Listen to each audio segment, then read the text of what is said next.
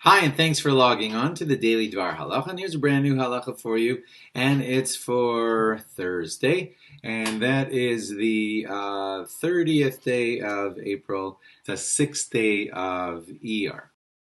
And I want to continue on one more halacha about the thing that we were saying about not eating fish and meat together. And here's the question for you.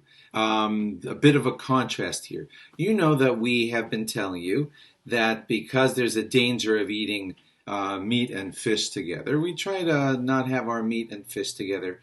And we discussed that just the other day.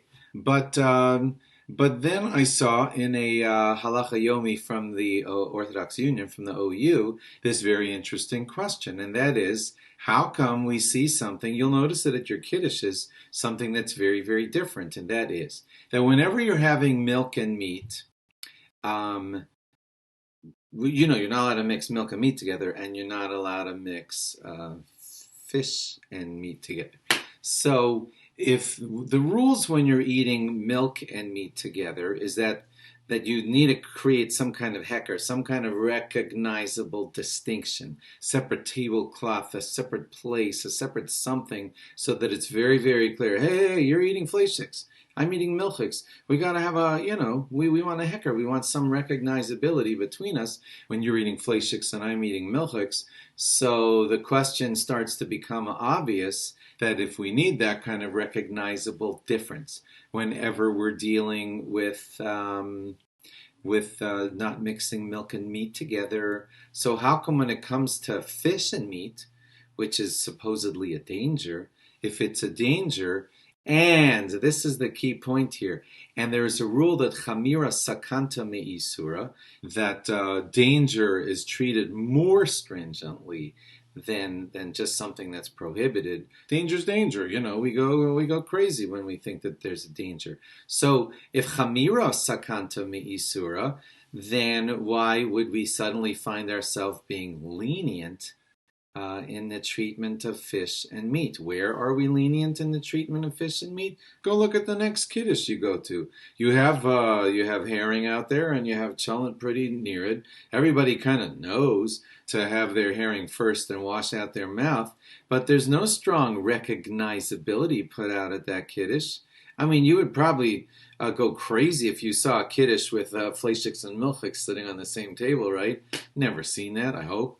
But when it comes to fish and meat, which is supposedly dangerous, and we treat danger more seriously, you and I go to kiddushes all the time where they have some fish over there and some meat over there, and there's no sign that says, please beware, this is a fish table, eat your fish separately from your meat. Nobody does that, and supposedly it's dangerous. So why are we treating it differently? So I'm going to shrink myself down now and have you look at the quote here. It's based on a tshuva I'm going to make myself a little smaller, sorry, on a tshuva from the Chassam Sofer. If you wanted to look it up, it's in Yoredea 101.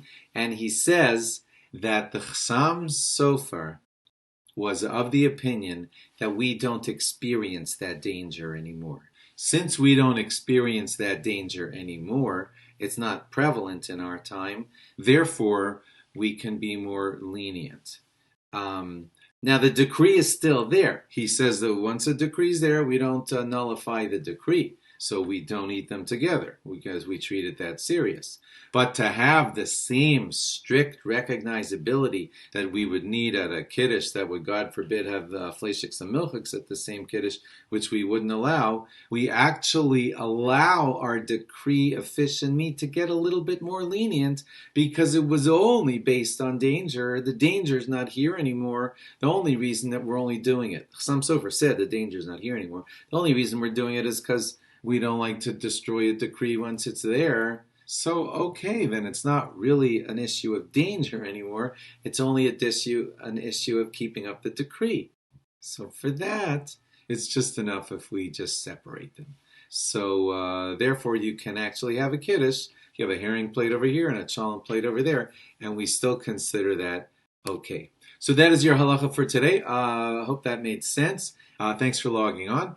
And log on again tomorrow for more. Bye-bye.